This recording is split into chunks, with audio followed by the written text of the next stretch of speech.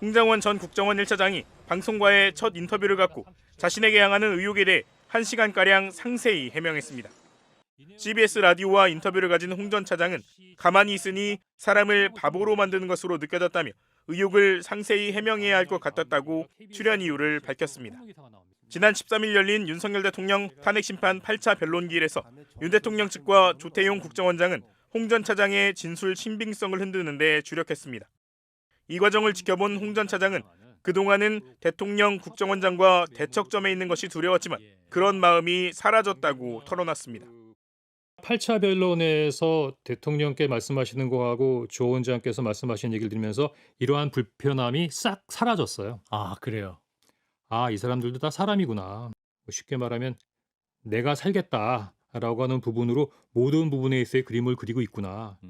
저는 대통령이 거짓말한다 공개적으로 그런 생각을 지금까지 한 번도 해보지 않은 것 같아요. 앞서 헌재에 나온 조 원장과 윤 대통령 측은 홍 전 차장 메모는 4개 버전이 있다며 계속 수정돼 신빙성이 떨어진다는 측면을 강조했습니다. 이에 홍 차장은 직접 메모 원본을 들고 나와 보여주며 정리 과정에서 달리 적었을 뿐이지 내용은 같은 사실상 하나의 체포 명단이라고 강조했습니다.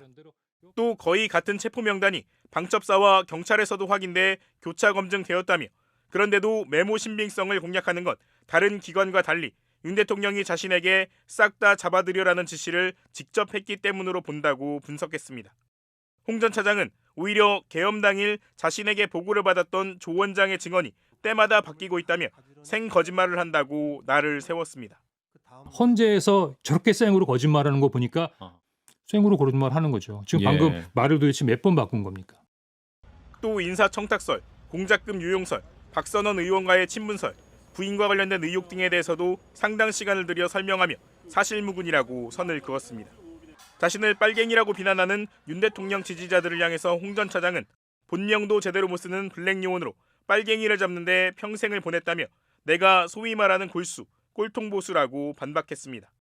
오는 20일 열리는 윤 대통령 탄핵심판에 재차 증인으로 채택된 홍 전 차장은 헌재에 출석해 다시 한번 있는 그대로 말하고 나오겠다고 강조했습니다. 조태용 국정원장은 지난 13일 증인신문에 나와 홍장원 메모의 신빙성을 흔드는 데 집중했습니다.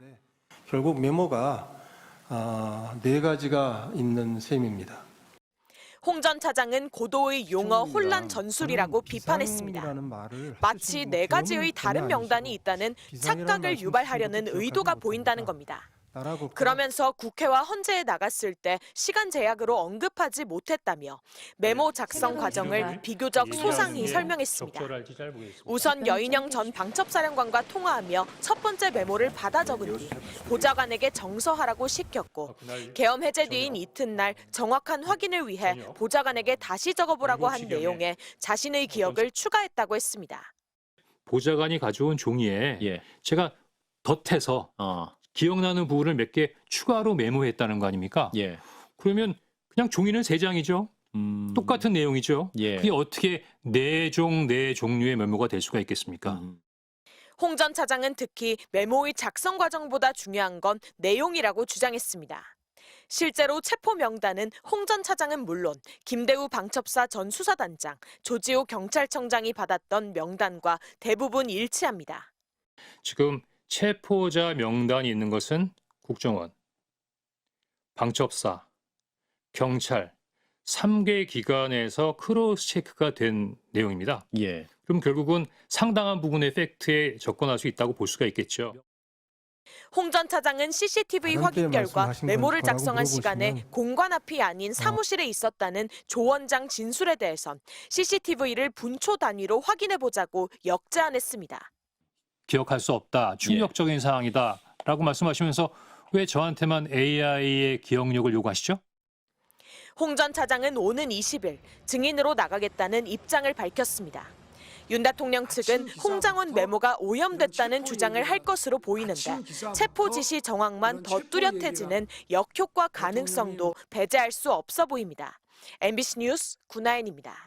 조태용 국정원장은 계엄 당일 밤 홍장원 전 1차장으로부터 이재명, 한동훈을 잡으러 다닐 것 같다는 말을 들었다고 했습니다. 또 대통령이 방첩사를 도우라고 전화하셨다는 말도 들었다고 했습니다. 조 원장은 이런 말을 듣고도 아무 조치를 하지 않은 건 홍 전 차장 때문이라고 했습니다. 가지고 이런 메모 허위로 만들어내고 이럴 이유가 뭐가 있을까요?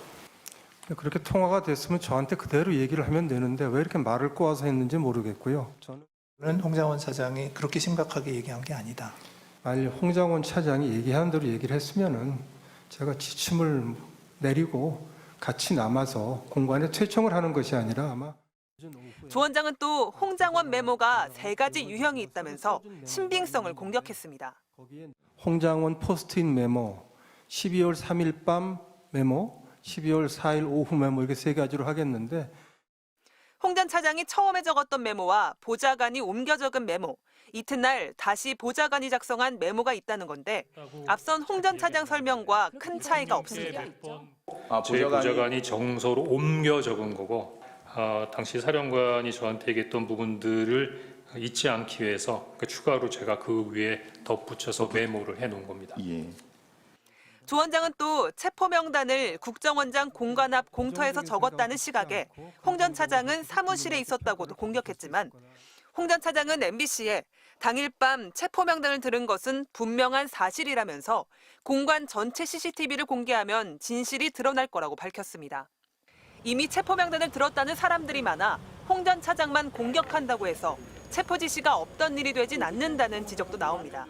홍 전 차장과 김대우 전 방첩사 수사단장, 조지호 경찰청장 등 여인영 전 방첩사령관으로부터 체포 명단을 들었던 사람들의 진술은 상당 부분 일치합니다. MBC 뉴스 조희원입니다.